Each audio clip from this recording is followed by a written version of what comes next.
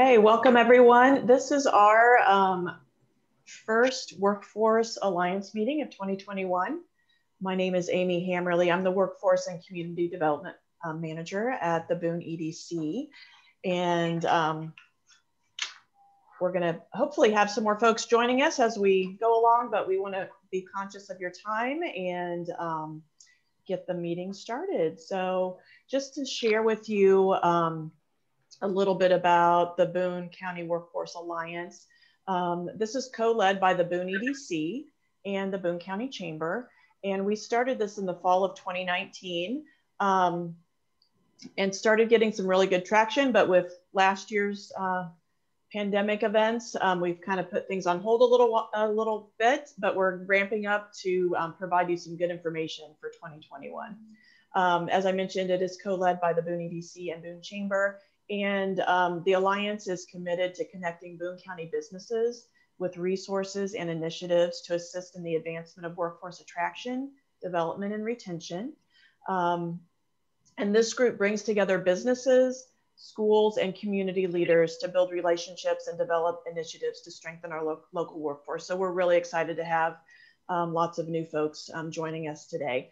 Our goal this year is to offer webinars every other month that will provide you with actionable topics and tips to benefit our local business community. And I just have a few announcements to share on workforce initiatives coming out of the Boone EDC office. For those of you that are not aware, we do have a job connector called workinboone.com, and any Boone County business can have a free listing on that connector. We don't currently list jobs, but we do make direct connections for job seekers to connect with you via your career page and or HR email. We also are offering virtual job fairs for Boone County businesses. Right now we're doing those monthly, and for February, that's focused on manufacturing and logistics. And then in March, it will be open to any Boone County business. And then also with our small business side of things, Rachel Huser, who is our economic development manager and small business manager, is hosting small business conversations each month. So you can find out information on any of these workforce initiatives on our website, www.betterinboone.org.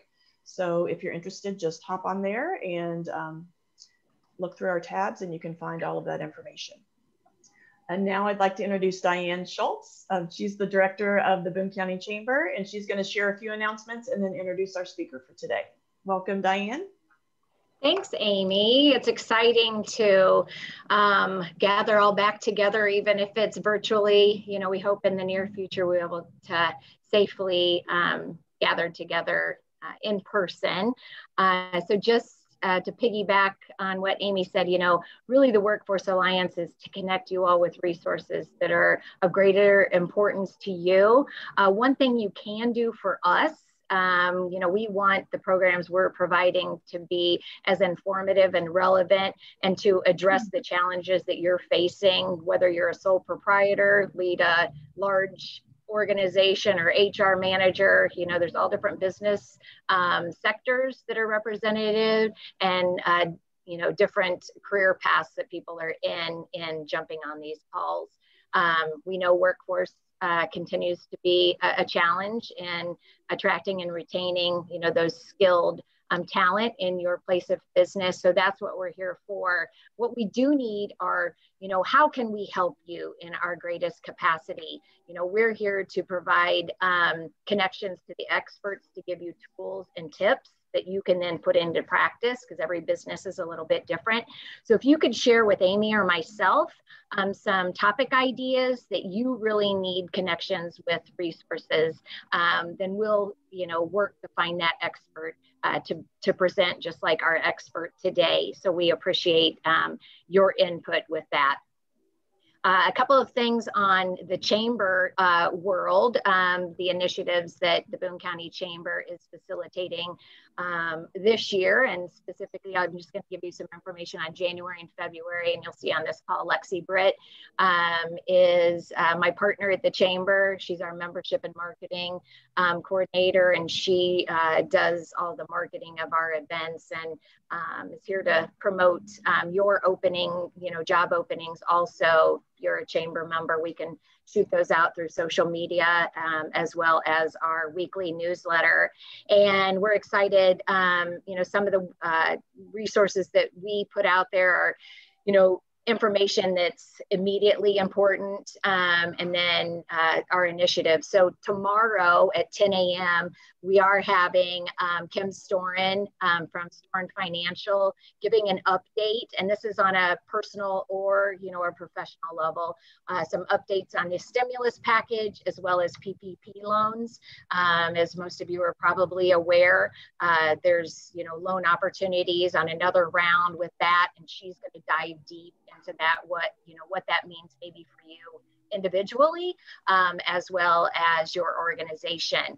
And then, we're committed to really advancing leadership development for you, but also your team members, no matter what role they play with your company. So we do a quarterly Lead Boone County, which provides, again, resources, to help all of you.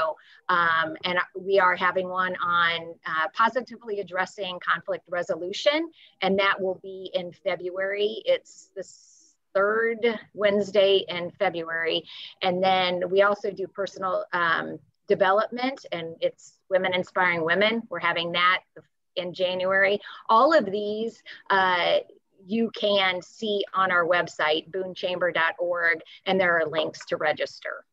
So we invite you, whether you're a Chamber member or not, to be a part of those events. It's a good way to get some of those skill sets for your entire team, and enjoy your team. The Women Inspiring Women is journaling, and I know, we have some companies that are, have registered for like 8 of their team member. It's a good way to build good company culture too. So, making that kind of a team building event.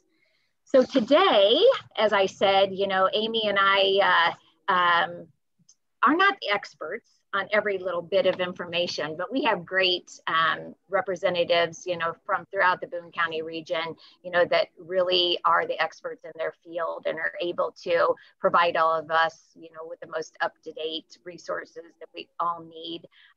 So today we're glad that Shawna Lake, Shawna is the founder of Deep End Talent Strategies. It's a HR consulting firm, and she offers full spectrum HR and talent management services. She's located here in Boone County and works with companies and leaders from, throughout the United States.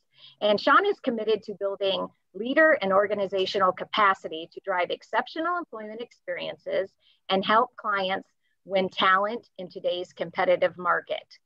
She has over 20 years of professional experience, holds a BA in Management and Organizational Communication, and an MA in Executive Development for Public Service. As well, she's a graduate certificate in Public Administration. So she wears a lot of hats in her role of how she helps businesses and her clients. And I'm excited to introduce Shawna, who's gonna lead our discussion today. Thanks, Diane. I'm excited to be here. I'm going to cover a number of topics. There are always things from an HR perspective that I recommend that we do at the start of each year. And one of those is to look back and see, did anything surprise us in the previous year? So feel free to insert all of your eye rolls now. But yes, of course, we had lots of surprises in 2020. Were there things that we weren't prepared for, things we needed to create on the fly? Now we need to decide if we're going to memorialize some of those for the future, or if they were just temporary measures to get us through 2020.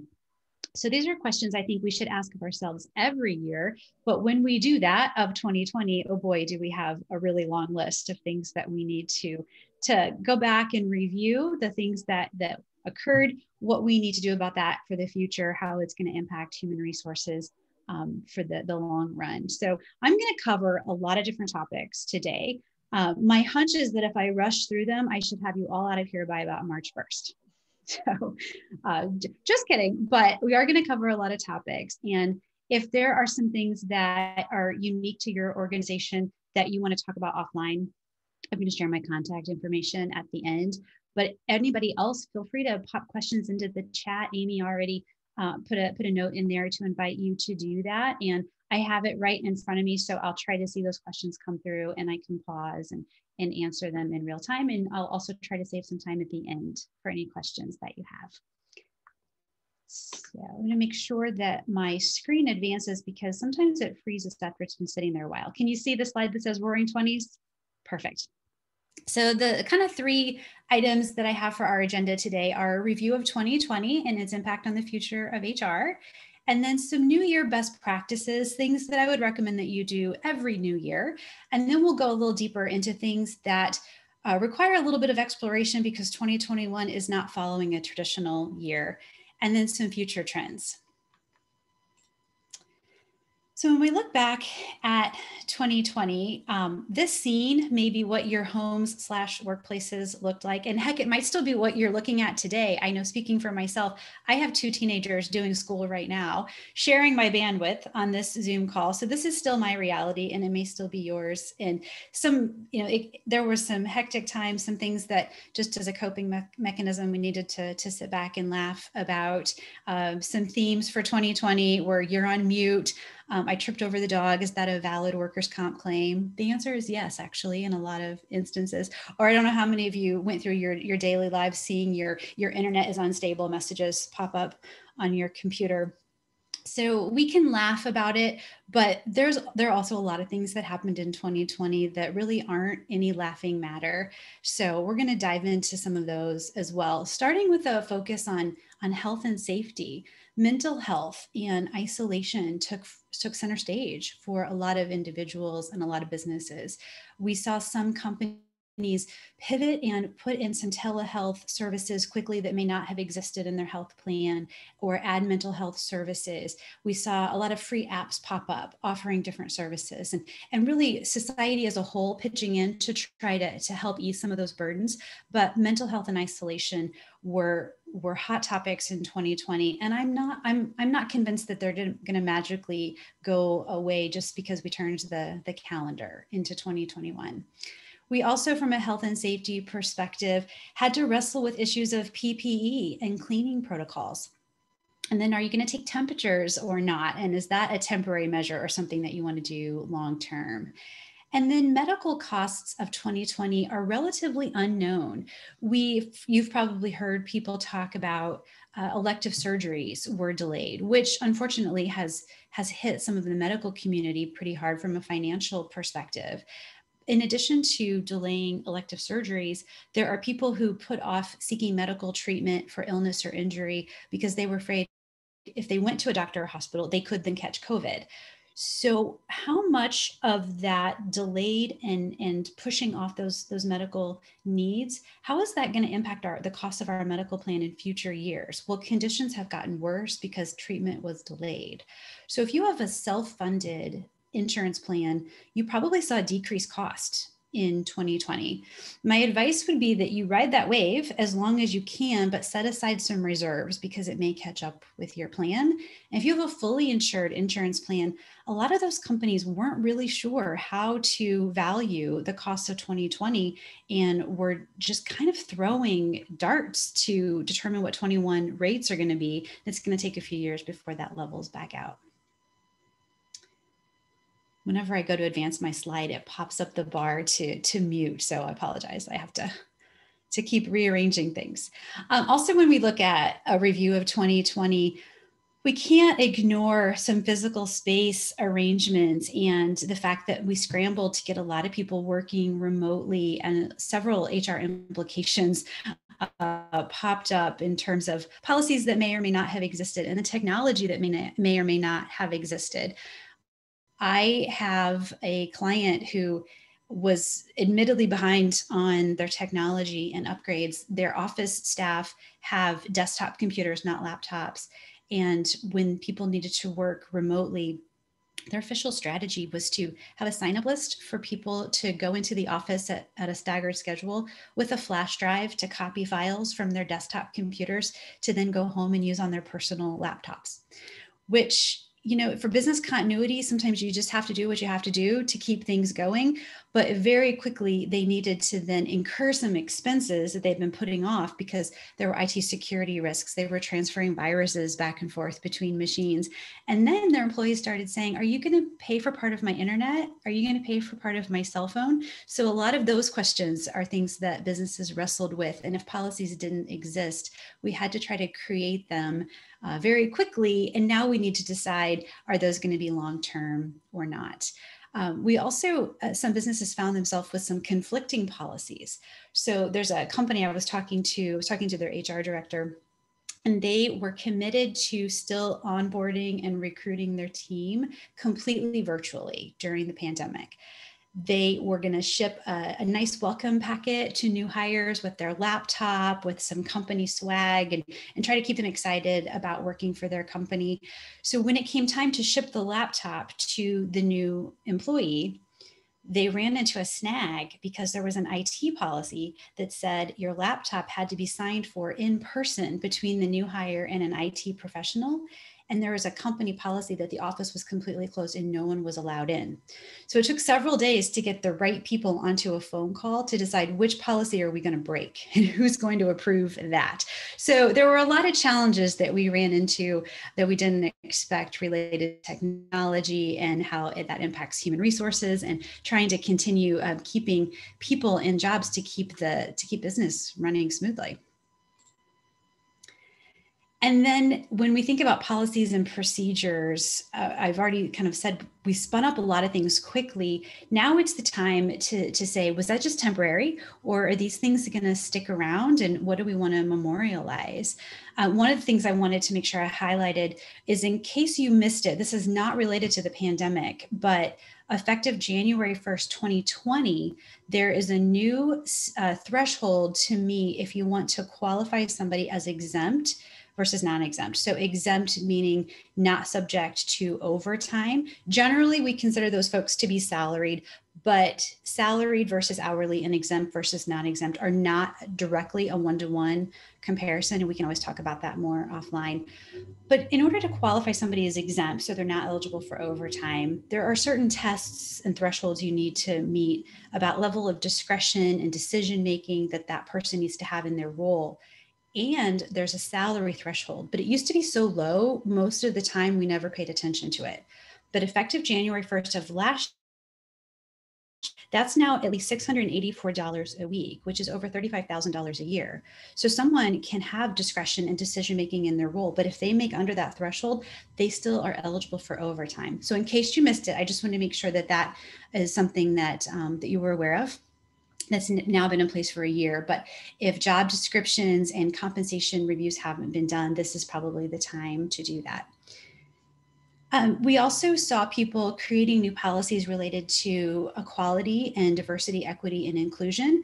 A lot of it related to some racial injustices that we witnessed last summer and ongoing. So there's a renewed focus in a lot of businesses about their diversity, equity, and inclusion policies. We also saw rising workers' comp claims for at-home workers. Like I said, tripping over the dog was considered a valid workers' comp claim for many people. And a lot of your set hours and work locations were really challenged in 2020. Traditional office hours of 9 to 5 for remote workers who also have children they're trying to do school for, or may be ill, or maybe taking care of ill family members, or trying to have two working parents or adults in the same house and kids, and the physical space and all those issues that we managed through. We had a lot of employees who could still be productive for 40 hours a week, just not during your traditional office hours, maybe evenings or weekends. So it challenged some norms that we had of when work needed to be done and where it could be done. we don't want to sacrifice customer service. So we were also more clear in some ways about, no, really, this job does need to be available from this time to serve our clients. And we also decided in some cases that job really does need to be in this location. But then we also saw people who were putting in more hours and more productive when they could choose the location and the time that worked around all the other obligations in their life. So we've really challenged the hours and locations notions that a lot of us have had about work. Okay. All right. And then also from a workforce planning perspective, this is even more important now than it was in the past. When people were becoming ill or not able to work because they may have been at high risk for COVID, or sadly, we lost some people in the workforce. And we were grieving and managing through the human element of that and trying to run a business at the same time. So it became very obvious when we didn't have good documentation and we didn't have succession planning in place. We didn't have business continuity plan, have good cross training. And even though many of us in business and in HR have had good intentions and tried to have good policies in place, we experienced some things over the past year that I'm not sure how we could have really anticipated. And we didn't anticipate how long they would last. Following 9/11, I wrote business continuity plans for what my office was in the Chase Tower. What if a plane crashed into our building? We had a plan for that. Following the avian flu, I wrote a plan for that. None of my plans could have possibly contemplated everything that we experienced in 2020. But we've all learned from that. So now we can make those plans even better. But the workforce planning part of that needs a lot of attention. How are we also then going to develop agile ways of ensuring that our top talent can get equal exposure to leadership with a now dispersed and remote workforce? Is it possible that some people who work in the office, who work alongside managers, could get more exposure and therefore be thought of, be more top of mind for raises and promotions versus people who are working remotely? Could out of sight, out of mind mean they're not getting the same consideration for development and personal growth and promotions? So a lot of aspects related to workforce planning and talent development are going to need some additional attention now following 2020. And then finally, in the area of learning and development, we saw a lot of in-person training and webinars and sessions just like this needed to pivot and be virtual. A lot of our in-house training programs were just scrapped for last year. And then if we had some development budget for employees, excuse me, we encouraged some people to do self-directed online learning. And LinkedIn Learning, if you've never experimented with it, is a phenomenal program. There are hundreds of thousands of training classes on any subject you can imagine. So I know a number of companies that bought a subscription to LinkedIn Learning or similar programs for their employees last year for a variety of reasons, to keep development going, to show the commitment, to spend the money that they had set aside for training and development. But the downside to that is when you have maybe 15,000 customer service programs that an employee can choose from, it isn't the one that's custom made for your organization with the same vernacular that you want, with the same customized approach as if you would build that training program in-house.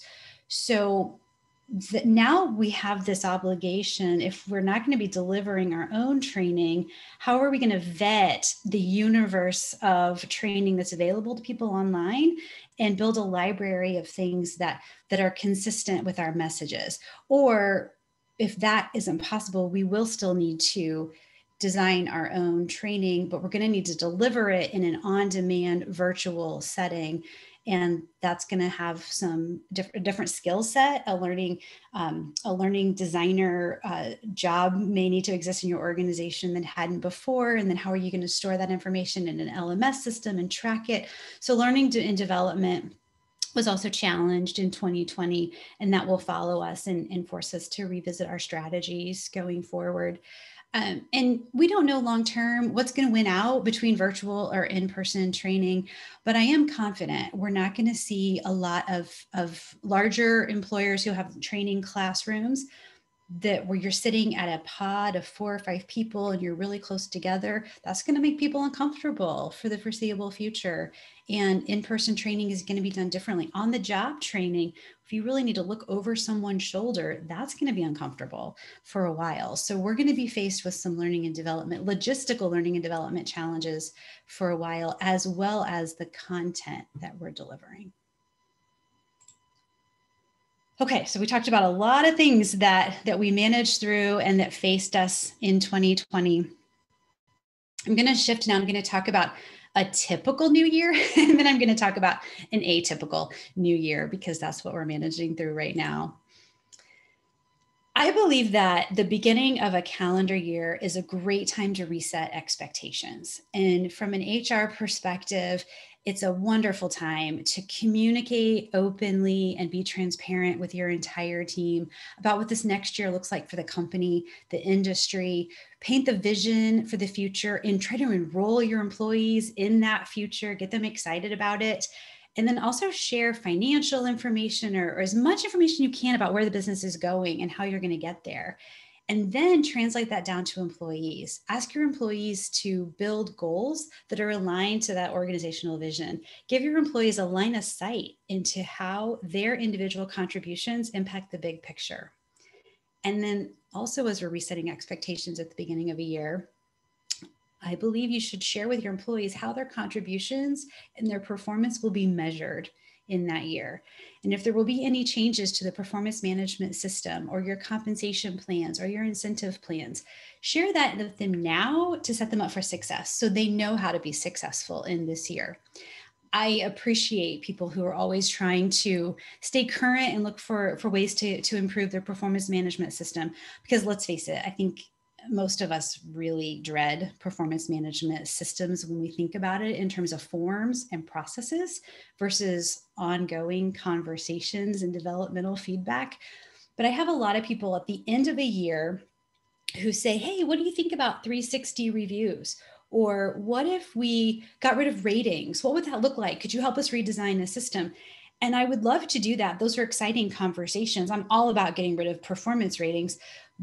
But the time to have those conversations is now, so employees know what it's going to look like for this year, rather than design a new system as you're writing their evaluation of the year that's just passed. Does that make sense? Of telling people now how their performance is going to be measured. I think that is a gap that I see a lot in businesses. And then in terms of learning and development at the start of a new year, and in terms of setting expectations, get those training classes on the schedule now before our good intentions are overtaken by our actual life and competing priorities. That advanced Excel class or emotional intelligence training, let's carve out the time now, get it on the calendar before we're sitting down at that year-end review and we have to say that a goal was missed because we got busy and we didn't get around to it.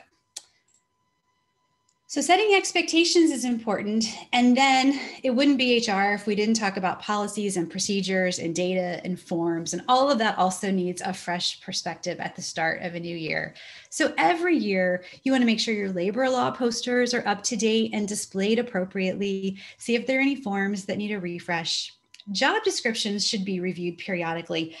But my hypothesis is that you'll need to review quite a few of them after all the things we went through in 2020. If positions were eliminated, if roles were combined or reimagined, those job descriptions need to reflect the changes. And many of them also may need to reflect a change in location or the fact that they can be done virtually now or a hybrid. So probably job descriptions need more attention now than they do in a typical new year. And then employee handbooks should be reviewed, I believe, at least every other year. But there are some specific things I would encourage you to look at for 2021. If your handbook has a expense reimbursement section and you use the federal mileage rate, it actually decreased on January 1st of 2021 to 56 cents a mile.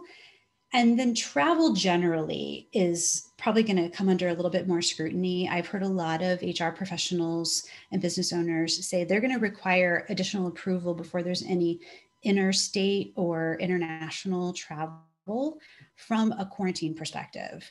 If an employee travels out of state or out of the country and they need to come back in quarantine, there's a loss of productivity and risk to the individual. So travel in general is probably going to be scrutinized a lot more for the foreseeable future. And if you want to put some of that in your handbook, this would be a good time to consider that. And then remote work, if you already had a policy, chances are it was tried and tested, and you might have found a few flaws or things you didn't anticipate. So it may need a refresh. And if you didn't already have a remote work policy, you probably need one going forward. Even if it says we don't allow remote work, at least you can be clear and you can set expectations appropriately and not have to answer a lot of the questions that might come up over and over.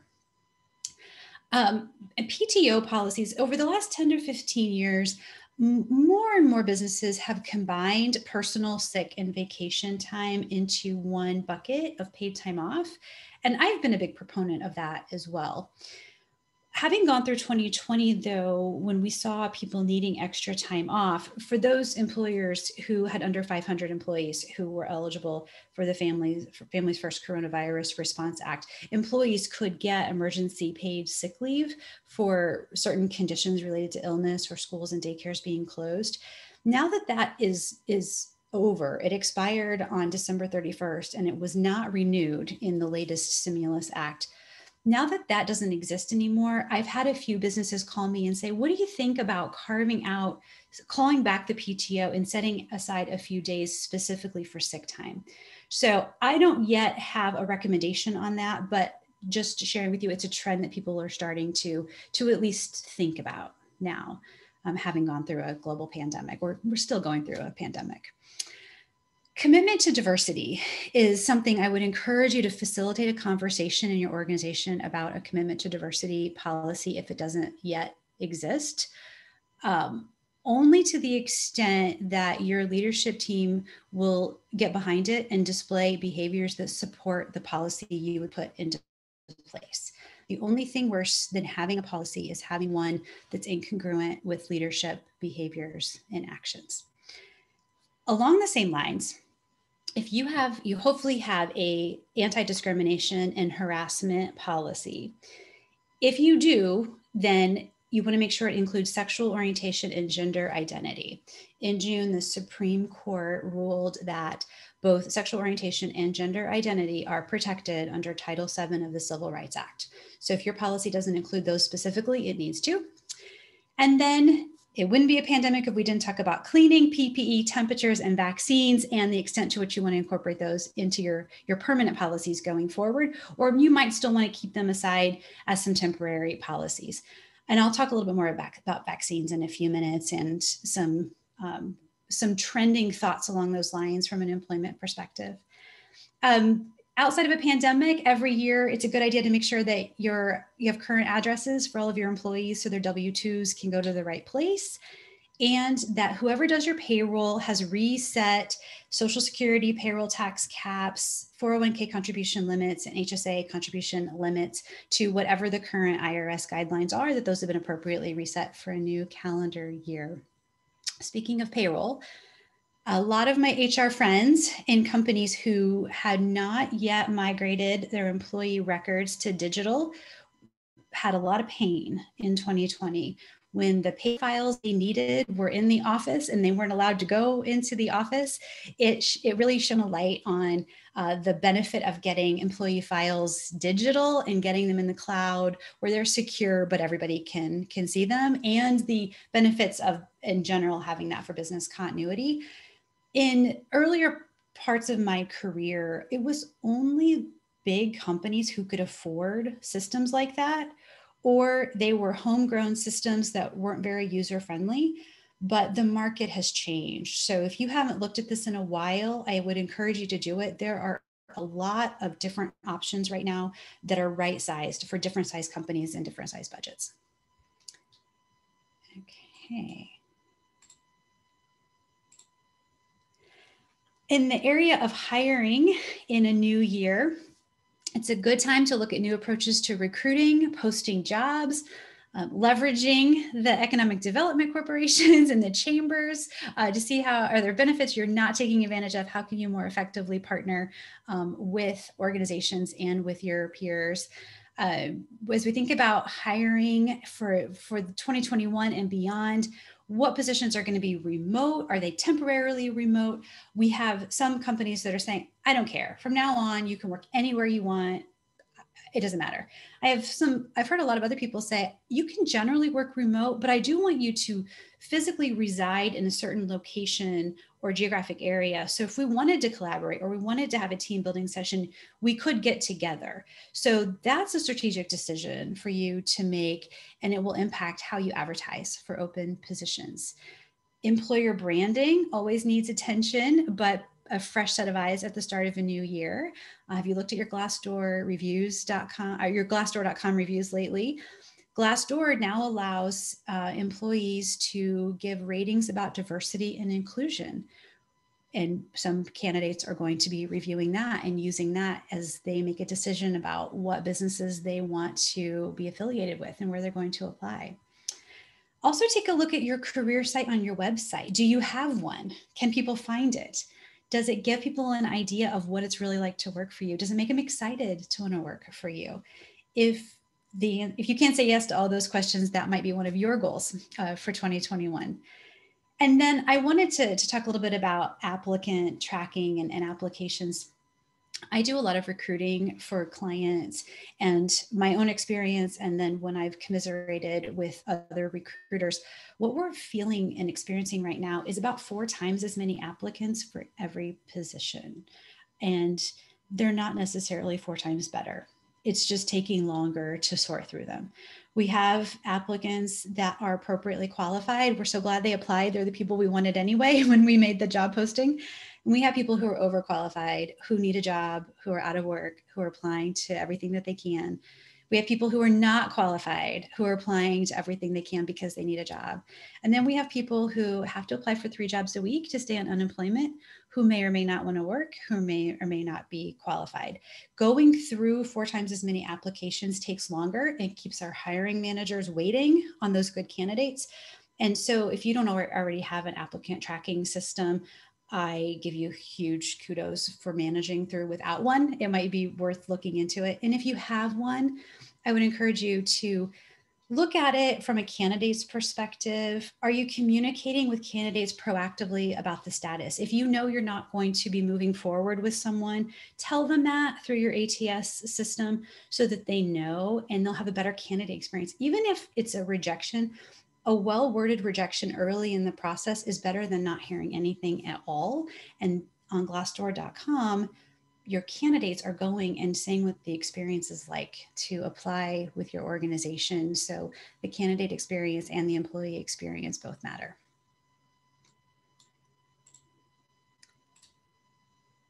Okay, normally if I were doing this presentation in January of 2020, I probably would not have had a slide about safety, health, and benefits as things we would normally review at the beginning of a new year, but they're going to be center stage. They are, and they will be for quite a while. I thought you might be interested in this statistic about vaccines. The Society for Human Resource Management, or SHRM, did a study in late December of businesses and employees. And they learned, or their research indicates that 55% of businesses are not sure if they're going to require the vaccine for their employees or not. 40% are sure they are not going to require the vaccine. But 66% agree that if the majority of their employees will get the vaccine, it will help with their business continuity. And then when employees were interviewed, 64% of them said they are likely to get the vaccine. 55% said if their employer required it, they would, without any objection, get it. But 24% said if their employer required the vaccine, they would balk at that. So as you're considering what your company's stance will be related to vaccines and requiring vaccines, I think it's important for you to know what the sentiments will be of your employees and try to get ahead of some potential employee relations issues that will arise. And then I also thought you might be interested in the statistics about how many people are still working remotely. So 50% of organizations, this is again a December study, 50% of companies have partially returned back to the work site, 21% have fully returned back to work, 18% have all of their employees working remotely, and 11% have always had people on site throughout the entire pandemic. So that could be helpful as you're benchmarking what's right for the near future of your organization. And then I want to move into future trends. We have to talk about the election impacts, not from a political perspective, but just the impacts it will likely have on human resources and business. President-elect Biden campaigned on raising the federal minimum wage from $7.25 to $15 an hour by 2026. And if you're a multi-state employer, many states already have higher minimum wage than Indiana. You can also expect to see some more regulations of gig workers, people working by assignment rather than permanent employees, often called contractors or freelancers. We'll likely see some renewed elements of the Affordable Care Act as it relates to group health benefits. We'll know by June if the Supreme Court's going to repeal the act. Most experts are not anticipating it all to be repealed, but are anticipating the administration will introduce improvements to the plan that will impact your health plans. There's some speculation that the Biden administration is going to double OSHA inspectors, which have dropped by about 25% over the past 10 years. We may also see a push for mandated paid leave across more states. Many states already have required paid leave. Indiana does not. We may see that coming down at the federal level. And we're also going to see strong support for protecting the right to organize from a labor relations perspective. And then over the course of the next few years, you could expect to see more protections for pregnant workers, protections for the LGBTQ community, updating some age discrimination provisions, and addressing pay equity, minority pay equity and gender pay equity. In terms of hiring and training, as I shared, we're going to start to see more scrutiny from hiring gig workers in the gig economy, but we're going to continue to see more businesses doing it. So there's going to be a tension there that exists for quite some time. From a hiring perspective as well, will hiring over Zoom and video interviews be long-term? My hypothesis there is that we will continue to see more first-round interviews be over Zoom or phone, and then we'll slowly start to get back to more in-person interviews for final interview rounds. A lot of that final interview, in my experience, is a chemistry check, seeing someone in your location, making sure that it would be a good fit with the team. But in the absence of getting that sense earlier on, we're starting to see companies amp up their use of assessments in pre-employment. And sometimes those can even be cognitive assessments and aptitude tests in some instances. If you use assessments, and I'm a fan of assessments, of the right ones for the right circumstances, it's just important that you know which tools you have and what they're considered to be valid and reliable for. For example, I really like the DISC assessment for team building and communication, but it's not a valid pre-employment assessment. And I'm not picking on DISC. It's just important to know what tools you're using and their intended purposes, particularly in pre-employment.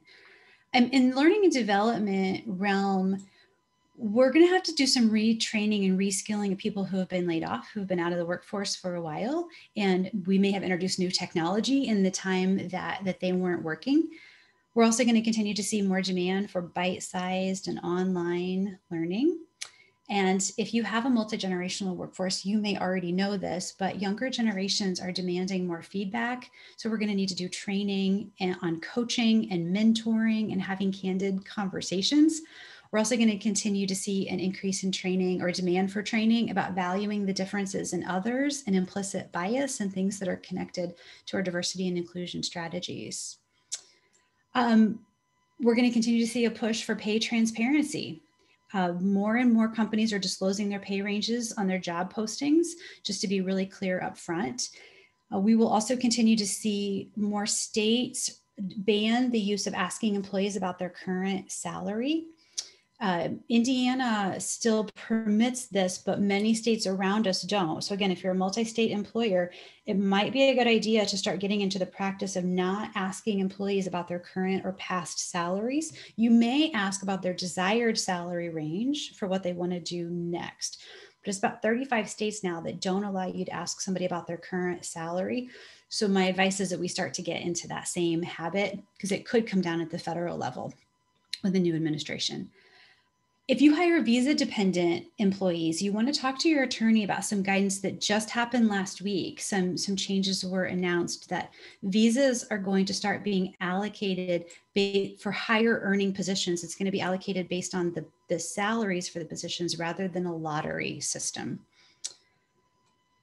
And then speaking of salaries, in terms of projected salaries for 2021, some industries were hit hard and may have taken decreases or going to see some flat salaries. But on a national average, forecasted increases are about 2.2 to 3%.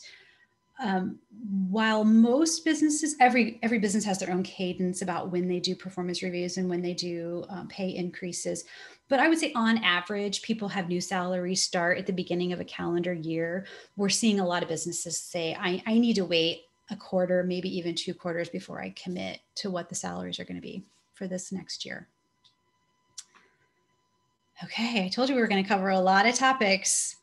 The last area of future trends I wanted to share really in the area of culture, employee culture. We've had a lot of conversations about empathy in the workforce, empathy for the things that we're all managing through in our personal lives while we're trying to be productive humans in the workforce. And trust has grown in some employer-employee relationships this year, and trust has been eroded in some other ways. And communication and feedback have become so important, especially when you don't actually see the people that you work with or who work for you on a regular basis. We would be crazy to not talk about all the civil unrest that we have managed through and we've experienced as a society and the impacts that has on work. When you have coworkers, friends, even family members who are divided on certain issues, it impacts all of us. And the combination of all of these things and illness and going through a global pandemic have led to burnout and put an enormous amount of pressure on our first line managers. So without breaking any of your HR policies or harassment or sexual harassment policies, hug your frontline managers, because they have been that conduit between senior management and ensuring we still hit our business goals and advocating for employees and being there and walking alongside them through all of the challenges that they've had in life and in work. And if you have the right people in those roles, they have been the heroes of many of our workplaces. So huge kudos to those frontline managers to protect and grow our company culture. Okay, we made it through about 1,001 topics, and I'm happy to take any questions you have. I'm also always interested in alternative perspectives to things that I've shared. I've given you a balance of fact, research, and personal opinion, and we all have some differing views on them. And you can always connect with me on social media or send me an email or a call if you want to have a conversation offline about things that are more unique to your business. So otherwise, thank you very much for your time, and I'm happy to take any questions. Thanks, Shawna. Does anyone have a question in regards to any topics that we've covered today? You can go ahead and unmute yourself and speak up. And even if you want to share, I think events such as this are such an opportunity for us to help each other. Hearing maybe, it's something Shawna spoke about today, or not, what are some challenges that you faced and how did you overcome those? Or again, what are some of your greatest challenges as you wrap up 2020 and we still don't know exactly what 2021 looks like. So if you would like to share some of that, I always hear from business representatives that, you know, that is great when they can have those conversations with others. Sometimes people feel alone in what they're experiencing until they hear that they aren't doing this alone. There's others experiencing, you know, those same challenges.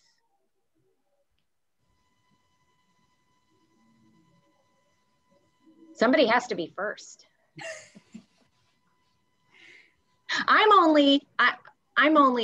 It's only Lexi and myself. So I know even with just two of us, you can tell Lexi's at home right now. I'm in the office. Our office isn't large. We were so used to communicating together. You know, even though we had separate work areas, it was easy just to do a shout out. Hey, what about this? Or so just, you know, it's been a year where we're still trying to see that best communication, or, you know, what's the best schedule if we're in here together or hybrid. So, you know, I like your, you know, future trends, topics, you know, all of these I think have come up on the forefront of the year we've experienced, the empathy and trust, but that's something that, you know, we can all, I believe, improve on and learn from each other going forward. I agree with you. I appreciate you sharing that. It's been one of the things that I'm curious to see how it evolves over the next few years is some people were able to pivot and start working remotely, and some teams were able to start working remotely because of all of the years of experience they had working together, building rapport, establishing those good communication channels. And experienced professionals who have been in the workforce for a while have had office type environments, professional settings where they generally know how to read people, how to address issues. It's going to be interesting to see for people who just graduated from college in May or even December, who didn't have that experience in a traditional professional environment, and then just went right into working remotely with a new team where there weren't established rapport and relationships. How will they manage through and progress in some of our traditional work environments? That's one of my big question marks about the future. There's a woman I've been coaching from an individual perspective because she was an administrative assistant to an executive director of a nonprofit. The same person hired her 30 years ago. They worked together for 29 years. And then he retired and a new leader came in last January, and they went virtual in March. So they didn't have a chance to establish the rapport and the relationship, or as you were describing, Diane, where she could just yell a question around the corner to him, or he could be like, hey, get that phone call. I'm doing something.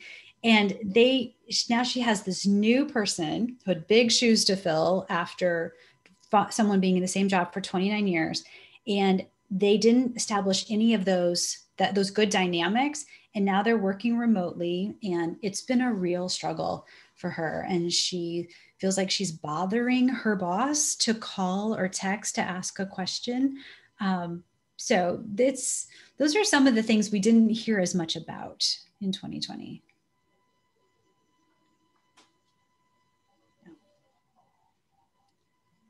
And somebody, piggyback on this, but I'm just hearing it from, some of those individuals starting out, upon graduation, and, they have taken a new position in, a different city, but they're all remote. And, they're saying, I don't even have any friends. Like, I don't even know my coworkers except, what they are on a Zoom. And so again, that feel of, there's a lot of uncertainty and loneliness. They can't even get established in not only with the culture, but even in the community. So I know, for those folks, there's some of you may have employees such as that. And how do you adequately onboard them and keep that company culture and engagement developing ongoing? I think that's a great question. I'd love to hear if anybody's had any success doing it. I've had a lot of HR colleagues been challenged with this and trying to come up with creative solutions. So some of the things that people have done are sending care packages, sending DoorDash gift cards. All of that's amazing, but what it can't replace is the human interaction and the relationships, nor can it make up for a manager who doesn't communicate and check in regularly with their team. So I do believe we've been able to see what leadership traits are important to bring out the best in team members that may have been disguised a little bit when people were all together and team members can interact with each other. And you were in the office together, you didn't necessarily know the role that the individual manager was playing in that. When people are working remotely and the manager's kind of forced to manage each person individually more so than they did before, we're really starting to see some managers shine and some who are starting to say, or their leaders are starting to say, this may not be the right role for them without some additional training or coaching. Yeah, it's been interesting. Anything else? Any good stories out there? Any questions? I know it was super informative, but I can't believe there are no questions. Maybe our heads are still spinning because there's just so much. Or they're saying, Shawna, we didn't. Everybody's eating their lunch too. No. I do actually have a question. Yeah. So as far as like a diversity policy, do you have any recommendations on how we can kind of get started on getting that developed? I just had this conversation this morning with someone who said, where do I start? For them, they have a board of directors, and I encouraged her to find an advocate and a person on the board that can help champion this at a higher level. Without that, I think you need to understand where you're starting from. How diverse is your current workforce and your current applicant pool? Have you had any employee relations concerns related to a lack of appreciating the differences in others? Have you had any complaints of harassment or discrimination? Have you done a compensation study to see if you have any adverse impact for any particular group of people as it relates to compensation or promotions? I like to start with data and see where do we need to go to shore up some of those shortcomings, or what's driving it? Are we losing candidates because they're saying we don't have this in place? Or we just think it's a really good idea and something that we want to have going forward, in which case that's great too. But I would want to know what's bringing you to this point. Are there pain points that need to be addressed? And then you want to involve as many people as you can, leaders and employees, so it becomes part of the culture and not an HR initiative. When it's just an HR initiative, it's seen as a check the box activity and it doesn't change the culture as easily. You need buy-in from the top of the organization and involvement at all levels to come together to say, obviously we need a philosophy, an approach. Do we need a diversity council, depending on how large you are? Are we going to do different programs throughout the year? Are we going to have required training? Are we going to make sure that we have really inclusive language in everything that we do? How big or how small do we want it to be, and build a multi-year plan to get there? Not a very specific answer because we're all starting in a different place.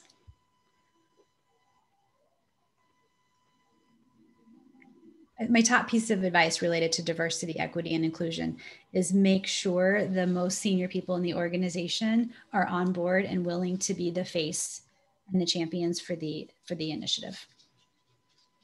Even if HR is doing a lot of the legwork and most of the work behind the scenes.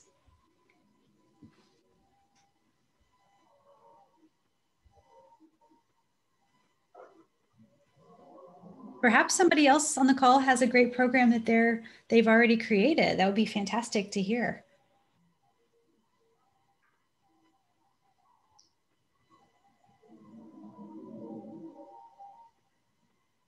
Is there anyone that did not have that provision? I mean, I'm sure there's multiple people in place, and throughout the previous few months has either completed that process or begun that process for a policy?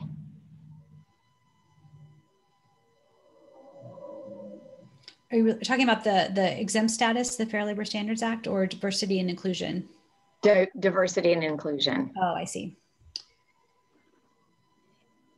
If people have employees in Marion County, they probably already had a gender identity and sexual orientation included because it's a Marion County requirement, or in other states, because let's be honest, a lot of states around us are far more progressive as it relates to employment policies and protections for employees.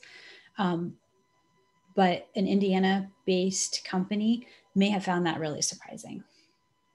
There are still some exclusions. If you're a religious organization, there are some legal defenses religious organizations have about not including some provisions like that. And then it always comes back to a decision about what you can do and what you should do, and how you balance the mission of your organization with employment law and things like that.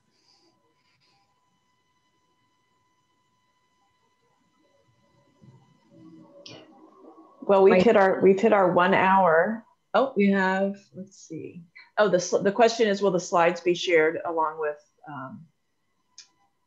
yes, we will share, we'll get a copy of the slide deck for you and send that out along with the recording. So everyone will have that as reference. Yes.